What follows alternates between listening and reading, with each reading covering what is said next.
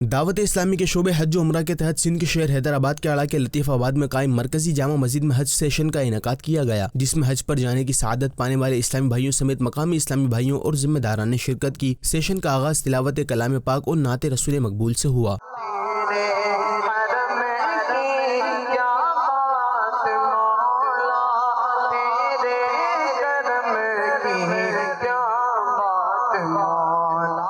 رکن شورا حاجی سید ابراہیم اتاری نے حج کے موضوع پر سنتوں بھرا بیان فرمایا، جبکہ حج کی تیاری، حج کے تمام سفر کے معاملات کے حوالے سے بھی رہنمائی فرمائی۔ حرم میں داخل ہو گیا، اس کی ایک نیکی 1,00,000 نیکی کے برابر ہو گئی۔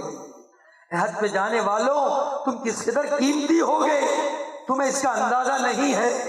زندگی میں کبھی اتنی آسانی سے نیکیاں نہیں مل سکیں گی جتنا سفر حج میں ملے گی۔